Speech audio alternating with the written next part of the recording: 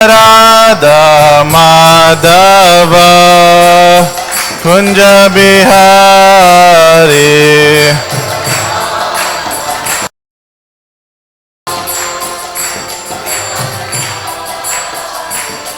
Jaya Radha Madhava Kunja Bihari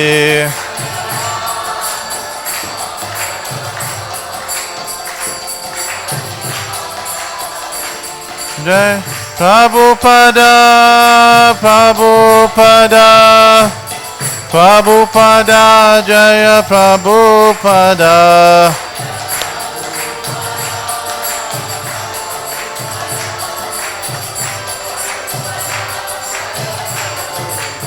Prabhupada, Prabhupada, Prabhupada, Jaya Srila Prabhupada.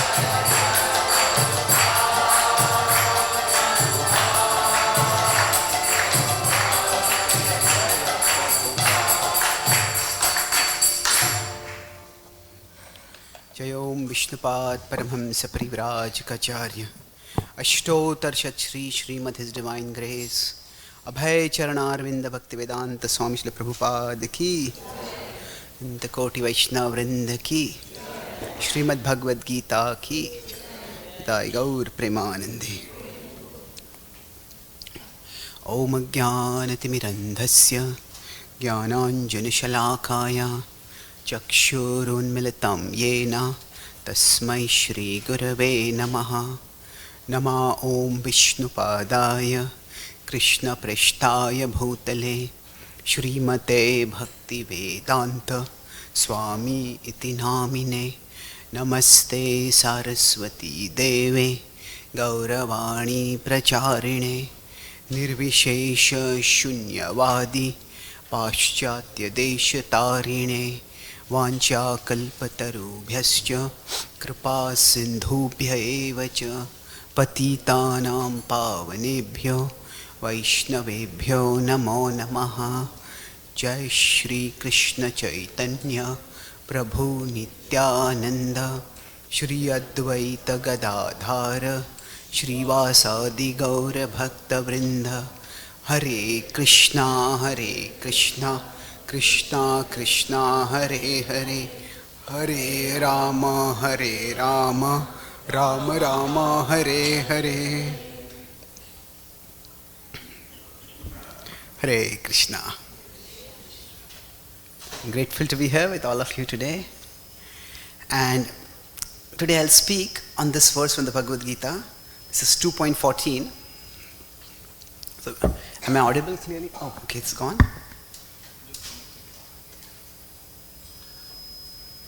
It had connected just now, no? Okay. Thank you. This one?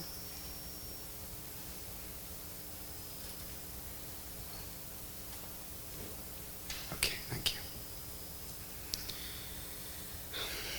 Just give me a minute.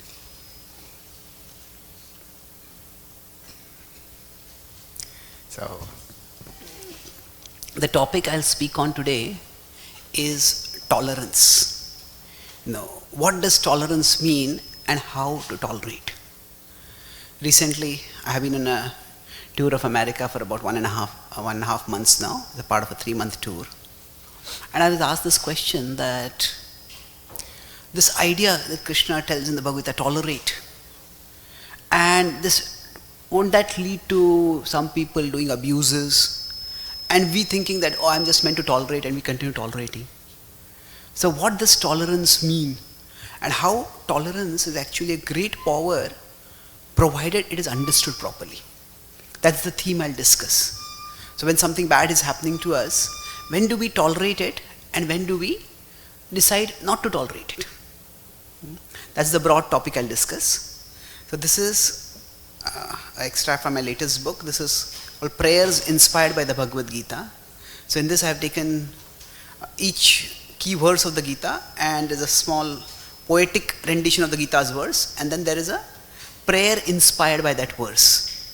So let's recite the verse. So the theme I'm talking it is that let tolerance increase my intelligence, O Lord, not my impotence. Tolerance is not meant to make us powerless. So let us look at this verse. Those of you who are familiar with the font can recite it after me. Matra sparshastu kaunteya Shitoshna sukha dukkadaha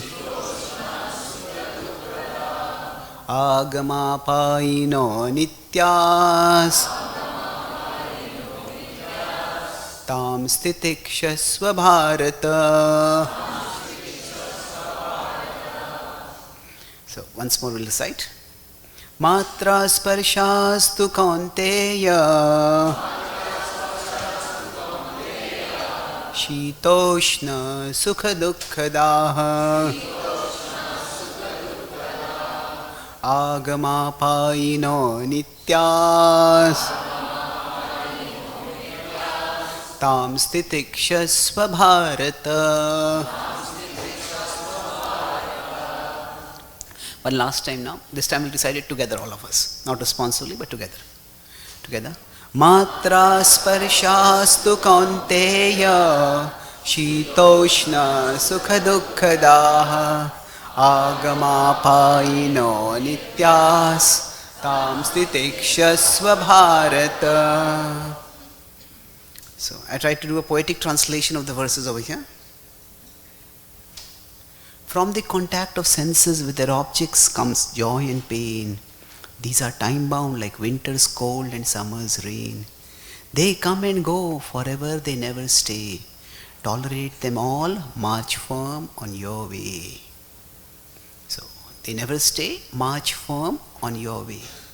So this is the key over here that Krishna is telling us to march ahead. We'll read one or two sentences from here. So, when we are going through life, how do we decide which battles to fight? We are all fighting some battle or the other. So right now you are sitting here. Maybe there's a battle in your mind. You have got so many things to do at home. You hope this class won't go too long. Maybe you are hungry and there's a battle. Maybe if I go right now, can I get food in advance? Or maybe you want to focus on this class, but sitting on the floor is not so comfortable. So constantly there are many things going on in our head. And like that, many things are going on in our world. And we cannot fight all the battles that are happening in the world. So, in one sense, when Krishna talks about tolerance, the key to tolerance is choosing our battles. That means we decide which battles I am going to fight and which battles I am not going to fight. So, I was in Australia and I gave a class over there in one city, in a temple. And there's one young man who comes for my classes there regularly every year when I go.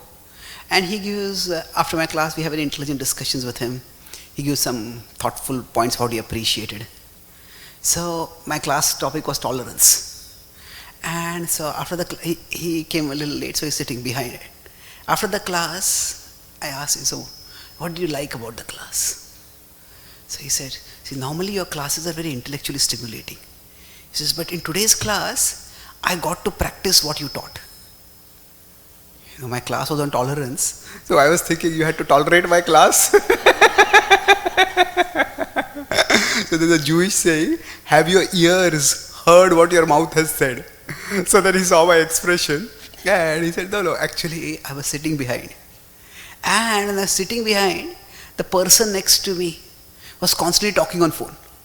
His phone was not silent, the phone was beeping, and he's also talking quite loudly on the phone. I was annoyed with that person.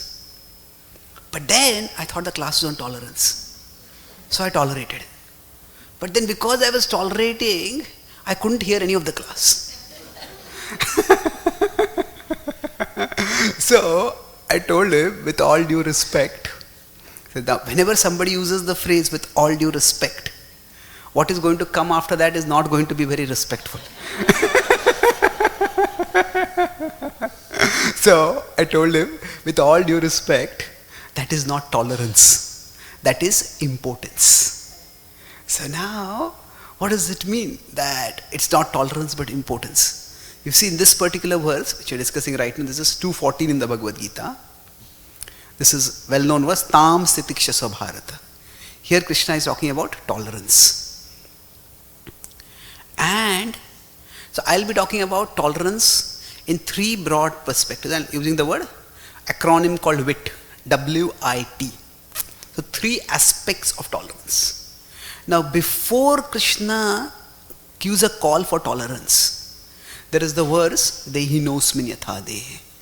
So before that, Krishna is giving intelligence.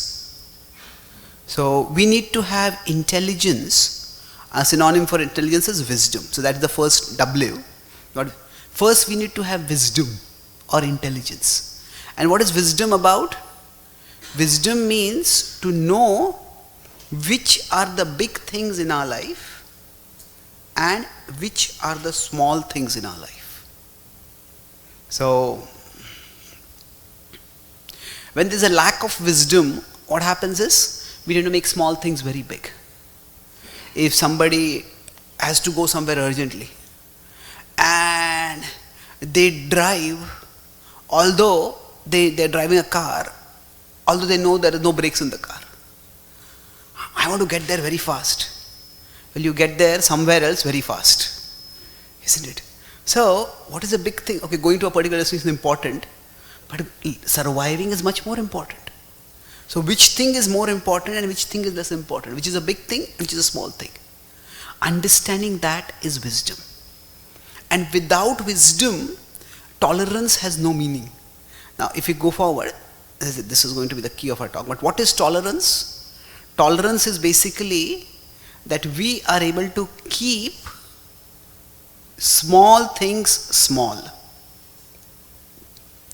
Tolerance is where we keep small things small and we keep thereby big things big. We keep small things small and we keep big things big. What does this mean? That in this case of this young man, I was telling him, say if you come for a talk, the big thing is to hear the talk. Now while we are hearing the talk, we may want to sit on a chair, but sometimes all the chairs are occupied, so you have to sit on the floor. That may be a little inconvenient. But, okay, the talk is going to go for me 45 minutes, 1 hour. I can tolerate that discomfort of sitting on the floor.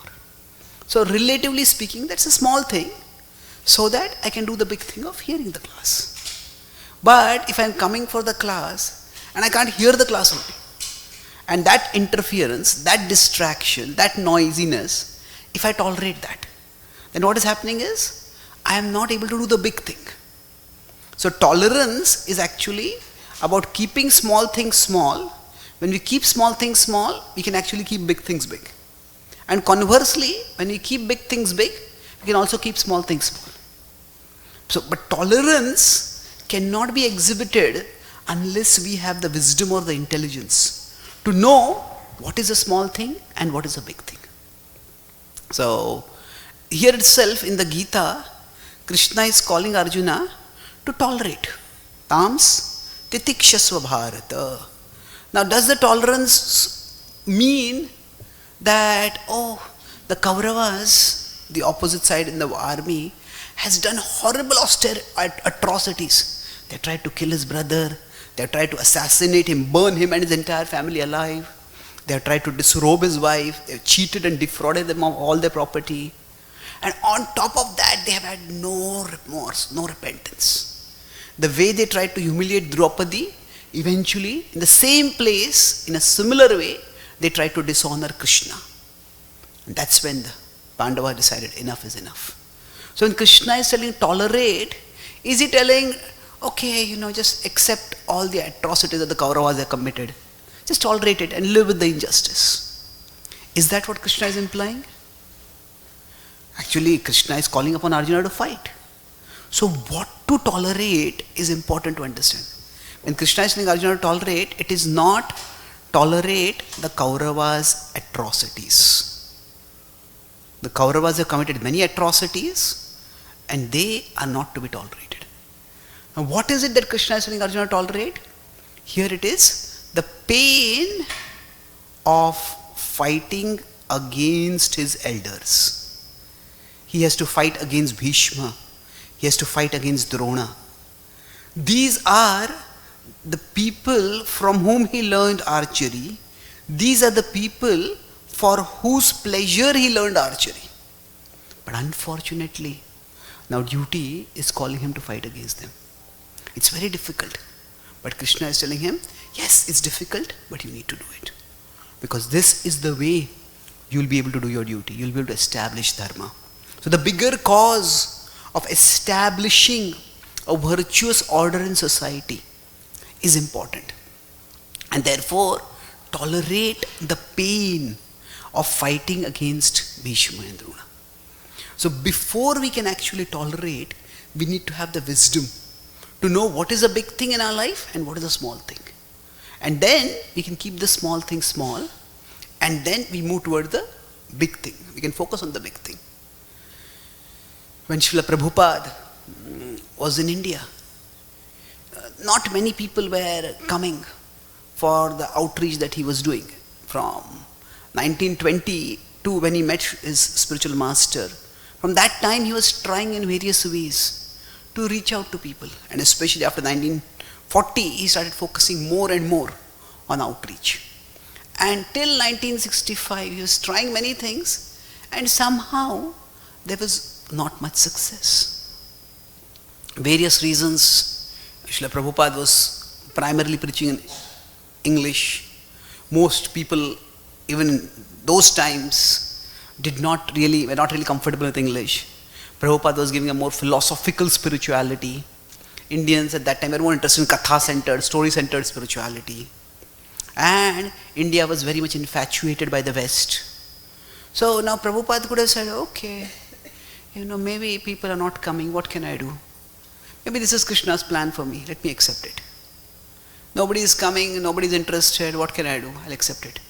No, Prabhupada didn't accept. Prabhupada tried to change things. The change he did was, he came all the way from India to America. Now why he came, we'll talk about that as a part of later strategy. But the point is, when something bad is happening, something unwanted is happening, it is not an automatic virtue to simply tolerate it. First we have to see what is the big thing in our life and what is the small thing in our life. So now, after we have decided this, then the next point that comes up is, does anyone remember the acronym? WIT, yes. W-I-T. So W is wisdom. We need to know what is the big thing. So the whole point of tolerance is that keep small things small, so that you can keep big things big. Otherwise what happens is, if we lack tolerance, sometimes life is always filled with ups and downs. So there will be good times and there are bad times. In any relationship there can be good times, there can be bad times. Any job we are having, sometimes the boss may chastise us, sometimes somebody may be rude to us. Sometimes it may be very pleasant, we may get a lot of success. Now, often what happens to us, if we do not have the capacity to tolerate, then when we go through ups and downs, our mind goes way up and way down. So, this is what makes people very unstable. So, nowadays this is becoming more and more. So sometimes when something good happens, two people meet each other and they have some pleasant interactions. One person says, I love you, I can't live without you. And a couple of days later, maybe there's one unpleasant interaction, I hate you, I can't live with you. So, it is just, we become very, very unstable. And what happens is these phases will come and go. So, if we lack tolerance, then we all have emotions that are often reversible. We often have emotions that are reversible. But if we don't have tolerance, now tolerance means what? Yeah, this is a bad phase we are going through, and this phase will go. I'm feeling terrible right now, this phase will also go. But if there is no tolerance, then due to irreversible emotions, we end up making decisions that are irreversible. So this is a great danger. If we lack tolerance, see, when we are going through a bad phase, we'll feel terrible. And in that terrible phase, you feel, what is the point of all this? Sometimes people, when the two people end a relationship, they say it's a breakup. Well, there is no up, actually it's a breakdown. Most of the time, unfortunately. The thing is that we don't want reversible emotions to lead to irreversible decisions. So for example, there are some people who are very emotionally unstable. So when something good happens to them, they go way up. And they think, now I have so much energy, I can shake the whole world. So it's like, this is they have a manic level of energy. And then, something bad happens and they go so down that they go into complete depression. Psychology calls this the manic depressive personality. So, one day they seem to have so much energy they can shake the whole world. Next day, when something goes wrong, it seems the whole world can't shake them out of their bed. They just want to pull a blanket over their face and stay there. So now, this is, these phases will come, they will go. Don't take them so seriously.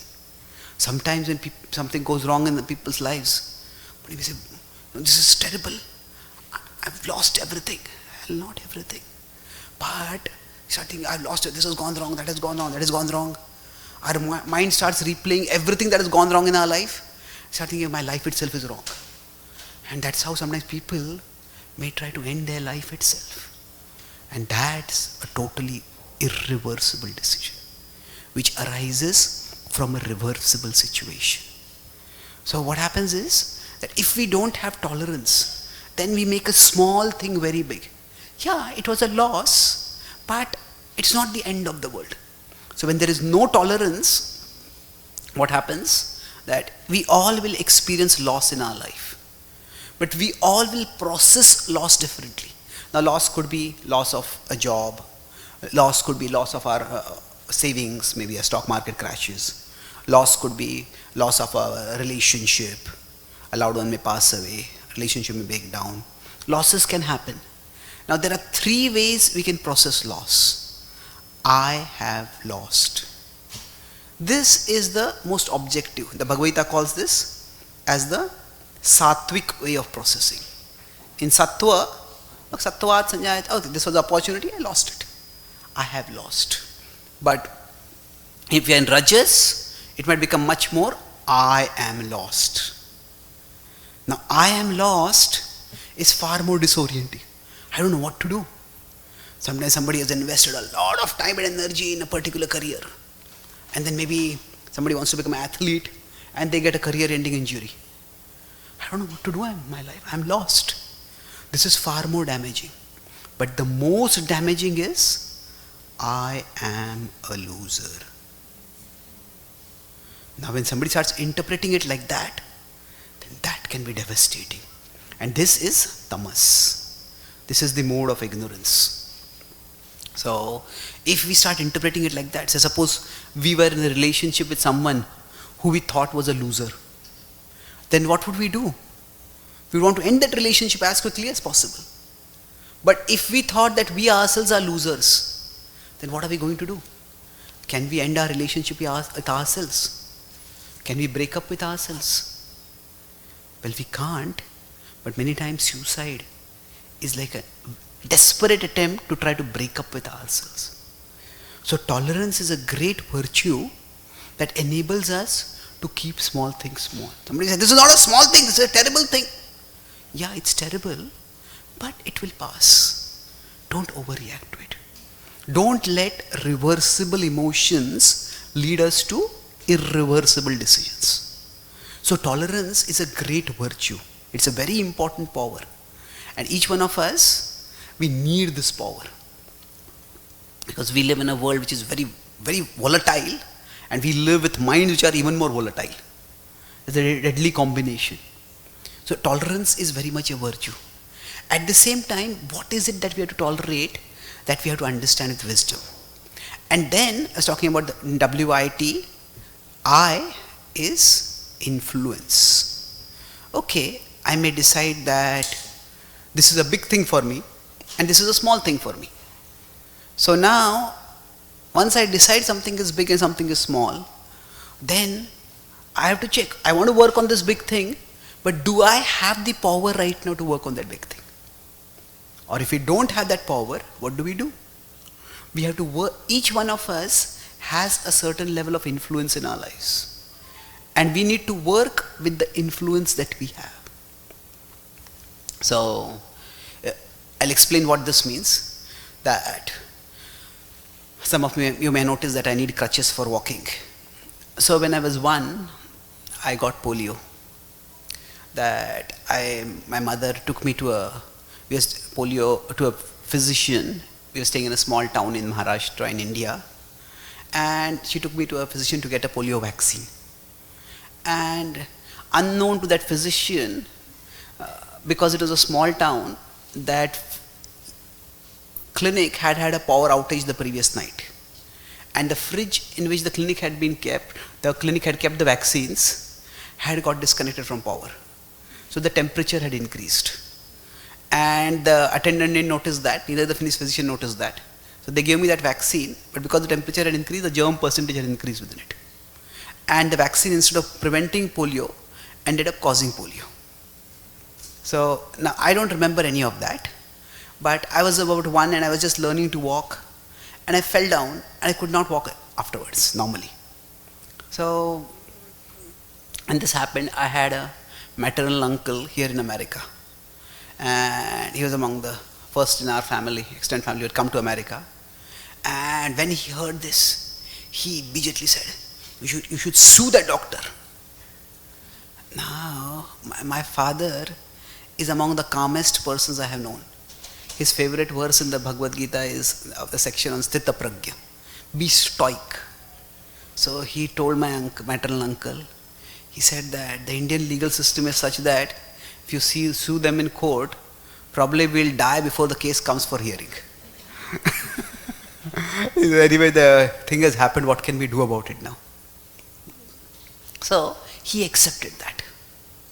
Now, a few years ago, I was talking with a friend of mine, and he told me, this happened in America, in Florida. He said he was expecting a daughter, his wife was expecting, and there was some complications, so she was rushed to the NICU, and then they had a baby that was somewhat premature. But in the whole process, the medical staff did some multiple mess-ups. And because of that, when the baby was born, she had cerebral palsy and number of other issues. And now, then this devotee, he wrote to his spiritual master. His spiritual master is also my spiritual master, Radhanath Maharaj. And he asked Radhanath Maharaj that, should I accept this? This has happened, we have got a baby like this. Should I accept this as my karma? Or should I sue the hospital for it? It was their negligence. So basically Maharaj replied to him saying that, it is what has happened, it has already happened. You have to accept the responsibility to take care of your daughter now. At the same time, when it is your dharma to take care of your daughter, if you can get some support, some assistance in doing that dharma, in doing your duty, then you should seek that assistance. So, he sued the hospital, and because it was a clear case, not of medical malpractice, but medical negligence. So the hospital settled out of court, and he's got a fairly decent financial support for the lifelong care of his daughter. Now that does not change the fact that she is tragically, physically damaged. But the fact is that it is not that tolerance means that something bad has happened, it's my own karma, I accept it. No, it is that we have to see what influence do we have. The focus is not on why something happened. The focus is on the cure. The focus when we are trying to deal with any problem in life, The focus always has to be on not whether it is karma. Oh, is it my karma? Is it the baby's karma? Is it this person's karma? Our focus should not be on the cause. Whose karma is it? Our focus needs to be on the cure. And the cure is, what is my dharma in this situation? What is my duty in this situation? And for the sake of my duty, I will do what is best for me. If we start focusing too much on karma, then where will we stop in that case? Isn't it? Say if there's a newborn baby, say a guest comes to our home, and the guest says, we allot them a room, we have a guest room, say, and the guest says, oh, it's so cold over here. Can we tell them it's your own karma that you're feeling cold? No, it is what? If they have come to our home, it is our duty as hosts. It is our dharma to take care of our guests. So our focus should always be on our dharma, not on someone else's karma. If we have a newborn baby and that baby is crying, and should the mother think, oh, the baby is crying because of her past karma? No, it is your present dharma to take care of the baby. Now sometimes, despite our best efforts to take care of the baby, sometimes there might be some disease that might take some time to heal. And that time the baby might be crying, and we feel very bad, we see the baby is in pain.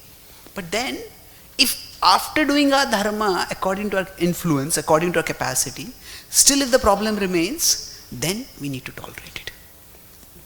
So our focus is not meant to be on the cause, because we don't know whose karma is. What is known for us is what is our dharma.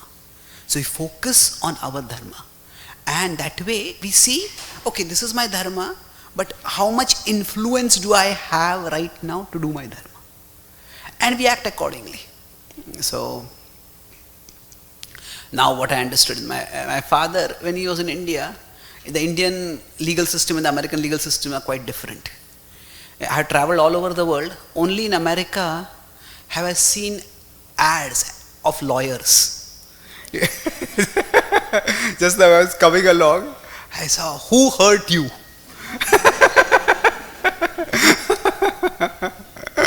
So, each country, what billboards are there, that does indicate something about the culture.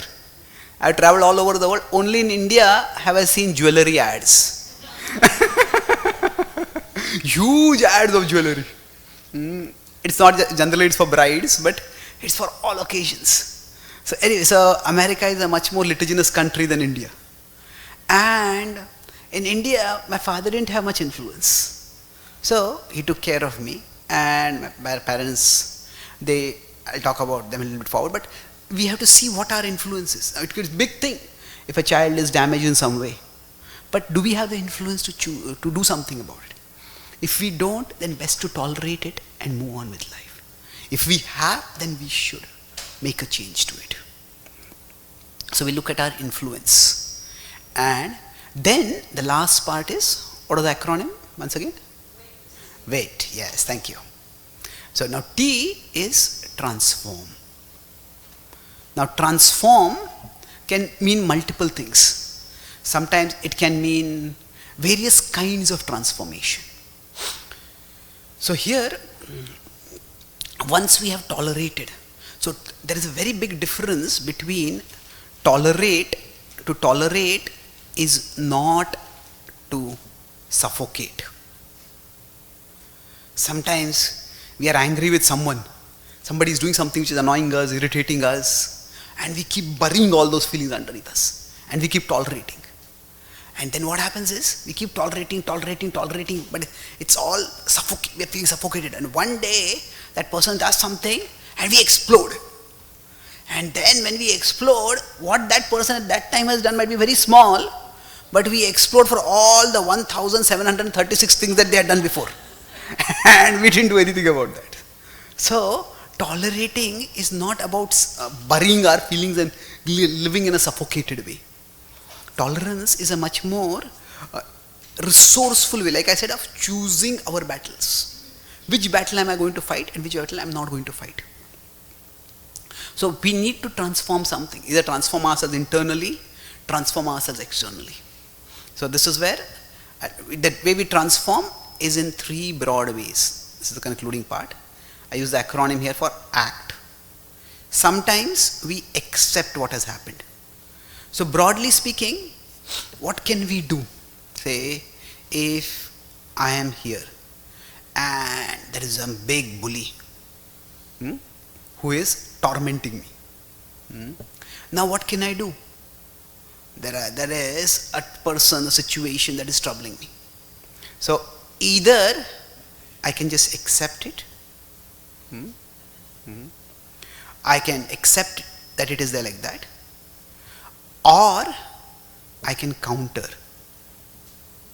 Or I can transfer myself. Transfer myself means I go away from there. And all three options are perfectly valid. The focus for a devotee, like I said, for us is, how can I do my dharma? How can I serve Krishna in this situation? Ultimately, our dharma is to serve Krishna. So let's take two sets of examples and our this principle, and I'll conclude with that. See, when the Pandavas came to the kingdom, they were born in the forest, and their father unfortunately passed away, and that's when they were told by the sages, go back to the kingdom. They told Kunti, you are a single mother now, and the forest is a dangerous place filled with deadly animals. You better go back to the kingdom.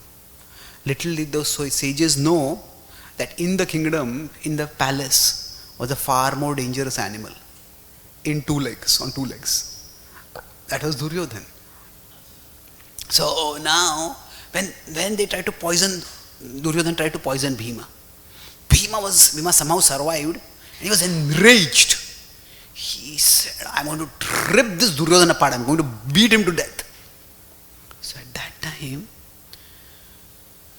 Yudhishthira told him, you don't have any evidence that it was Bhima who did this. It'll be your word against his word. And we are just new over here. We don't know who in the family will support us, who will not support us. We don't want to rip the family apart. Maybe he's just a little insecure. Maybe he could know. Yudhishthira was a good reader of people. He noticed that Duryodhan had a lot of power. So, but then when the Pandavas came, Bhima was much more powerful than Duryodhan. So naturally, Duryodhan might have felt a little insecure. So Yudhishthira wanted to give him the benefit of the doubt. That is, when people hurt us, there can be broadly, say when someone hurts us, there can be broadly two kinds of reasons. Many, but broadly two kinds of reasons. The most positive explanation is that they are just insecure. They are not hurting us because they want to hurt us, but they're just insecure. And then if you pacify them that I am not a threat to you, and they will stop hurting us. The other is that they have envy or even enmity towards us. Maybe envy is in between. From envy, when it becomes active, it becomes enmity. So now Yudhishthira gave the benefit of the doubt. He said, let's accept it. Let's not do anything. But then, what happened was, unfortunately, it did not work. What did they have to do? That they had, actually, he started doing worse things. Initially he had tried to poison Bhima, then he tried to kill the entire family, including their mother also. See, among all the ways in which you can kill an enemy, burning them is the most painful. Sometimes if there's a big building on fire, people prefer to jump and die, because in one moment it will be over. They're burning for several minutes and a long time. It's very painful. So he tried to do that. Now at that time all the Pandavas decided, okay, let's not confront them. So they decided to remove themselves from the situation. They transfer themselves, okay. They stayed incognito for some time. Later on when they got the kingdom, they also decided that they got half of the kingdom, which is barren. They decided, let's accept it and let's live separately. So they transferred themselves away from the situation. They moved to a different situation. Let's forget it. But then Duryodhana was such that he kept persecuting them. He tried to dishonor their wife. Then after 13 years of exile, he tried to dishonor Krishna also. Then the Pandavas decided, this person is never going to learn. So then, if we are truly protectors, we are Kshatriyas, we need to protect not just our family, we need to protect society, protect humanity from this tyrant. And therefore we have to fight. So, we need to fight against them. So basically there are different choices in different situations. And in all of them, the focus of the Pandavas was on how to serve Krishna. How can we best serve Krishna? If you look at Srila Prabhupada's life, when Srila Prabhupada was in India, there's a place called Jhansi, where Prabhupada had tried to start an organization. He called it the League of Devotees. And this was between the First World War, Second World War. At that time, there was the League of Nations that had been established.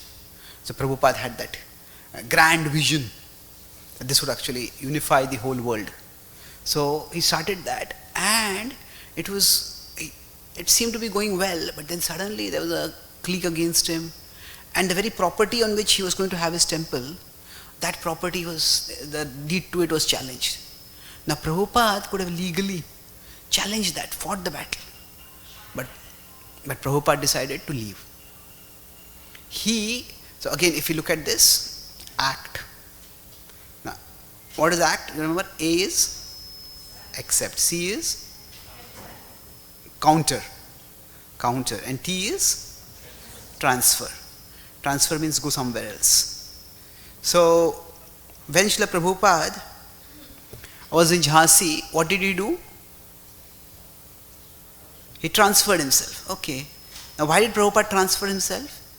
His reasoning, he tells in his talks afterward, he says Jhansi was a small place. The people also were not so serious at that time. They're more religious than spiritual. And they're more ritualistic. He said they're not really interested in seeing seekers. So Prabhupada left for there. He decided fighting this battle is not that big a thing. Now when he came to America, he was first staying in Butler, Pennsylvania. He was staying at the house of the Agarwal family who had sponsored his visit. And they used to eat meat, even beef. And when Prabhupada would have his bhoga, which he would cook for Krishna, he had to keep his bhoga in the same fridge. And now the hostess, this is an Indian man who had married an American woman. It was Gopal Agarwal and Salia Agarwal. So she had some sensibility, because her father-in-law would sometimes come to America. So she said that, Swamiji, I'm sorry, I have only one fridge over here. And what was Prabhupada's reply? Think nothing of it. Think nothing of it. Now, if in, say, 5 years down the line, 10 years down the line, if in a temple, if something like that had been found, would Prabhupada have said, think nothing about it? Prabhupada would have said, think nothing except about this. How did this happen? Isn't it? So, at that time, Srila Prabhupada in Butler, he accepted that. Why did he accept it? Because he knew he's not going to permanently stay there. These people they're hosting him. They are not themselves. See, Prabhupada could make out very quickly that these people they're doing this as a courtesy for their father-in-law. They're themselves not interested in becoming devotees. So Prabhupada was not interested in imposing his principles on people who are not interested. So he said, okay, this is a temporary thing, accept it.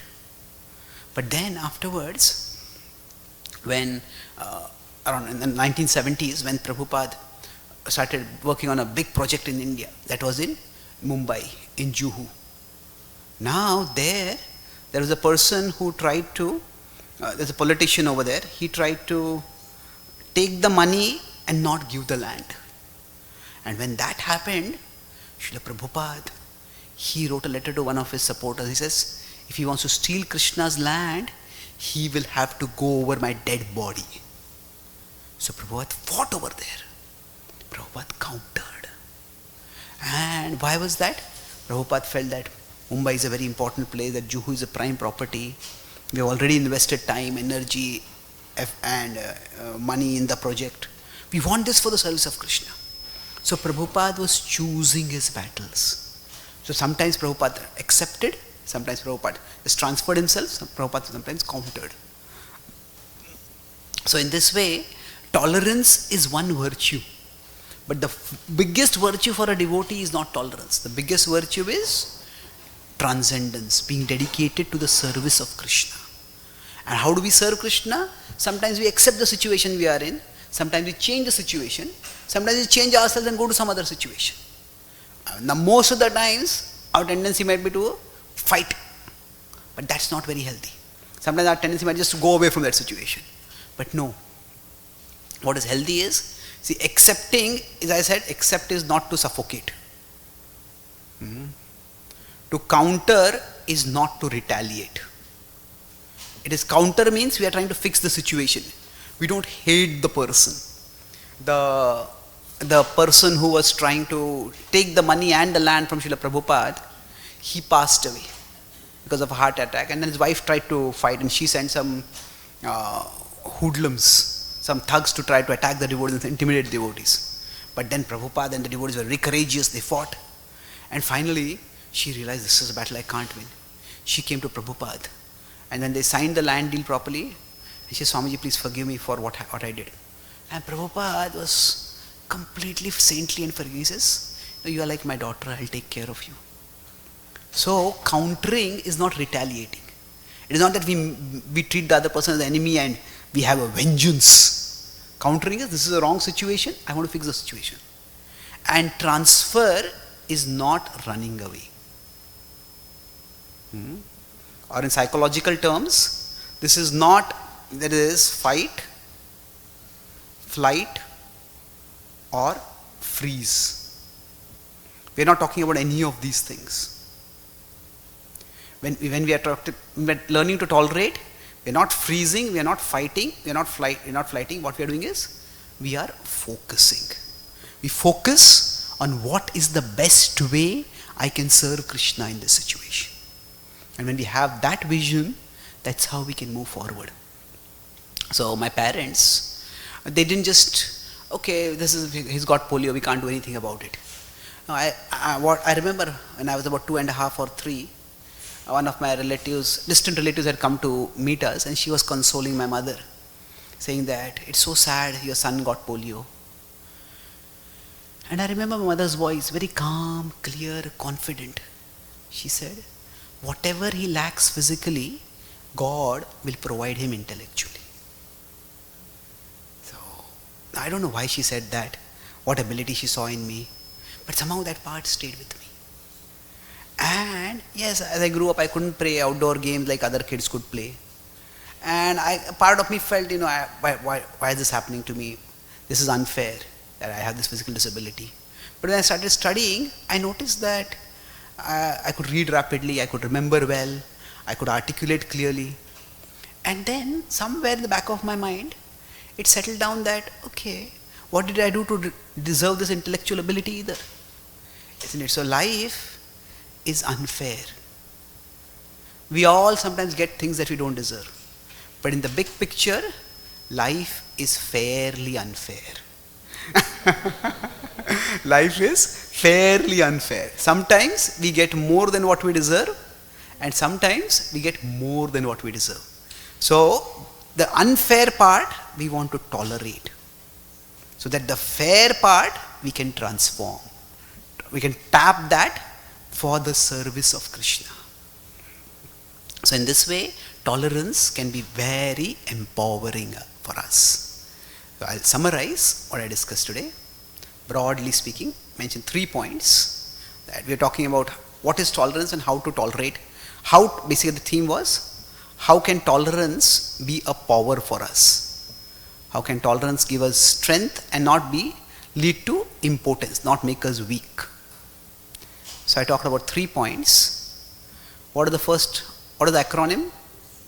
WIT, W-I-T. W was wisdom. So wisdom is to know what are the big things and what are the small things. And the purpose of tolerance is to keep the big things big and the small things small. So tolerance is a great virtue, because without tolerance, when life's ups and downs happen, we will go way up and way down. And what will happen is, because of emotions that are often reversible, we will end up taking decisions. If there is no tolerance, then we will end up taking decisions that are irreversible. So that could be a disaster. And that's why when something is going bad, we are going through a bad phase, tolerate it. It's not going to last forever. So it is meant to help us avoid irreversible decisions, and that is a power. But we also need to recognize that it is not the big things that we should be tolerating against. So now if we decide I is influence, now what is it that we can do in a particular situation? So our focus should not be on whose karma is it. Oh, this is this person's karma, this is that person's karma. Our focus should be on our dharma. What is my responsibility? What can I do in this situation to fix the situation? So when we are dharma focused, if we have the power to fight, we fight. If we have the power to, we don't have the power to fight, we accept, but then we fight in some other direction. So the essence of tolerance is, we all have to fight, but we need to choose our battles. So each of us in different situations will have different powers. So I gave the example of, my polio versus this cerebral palsy in America. This devotee. In one case, they accepted, my father accepted. In another case, told, you accept the responsibility to fight the situation. Because we need to do our dharma and we do it in the best possible way. And last T was transform. Now how do we transform? That means tolerance is not passivity. We can transform broadly. If there is somebody or some situation that is terrorizing us, they are persecuting us, then we have three options. We accept it, we counter it, or we transfer ourselves from that situation. So all three options can be done in a mood of service. So this is, I discussed the acronym ACT. Now the key principle for a devotee is, how can I do my dharma? How can I best serve in this situation? How can I serve Krishna in this situation? If we have that consideration, then we will be able to decide what is the best thing to do. So transferring is not running away. Accepting is not suffocating. It is not that and countering is not retaliating. We are not focused on the situation, we are focused on fixing the situation. So it is not fight or flight or freeze. It is focus on our service to Krishna. In this particular situation, how can I serve? So ultimately, when we chant the holy names, it is not just an utterance of a ritual, it is a prayer to Krishna. Please engage me in your service. So Krishna is actually guiding us. That means, Krishna, please give me the intelligence to know which battles to fight.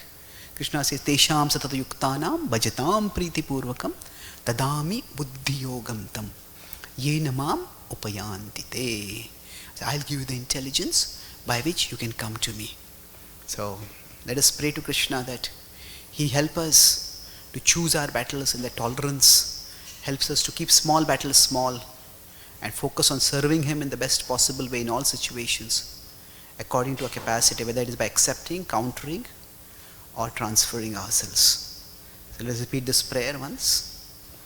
My dear Lord, can you repeat with me? My dear Lord, let tolerance increase my intelligence, not my impotence. Srimad Bhagavad Gita ki jai. Srila Prabhupada ki jai.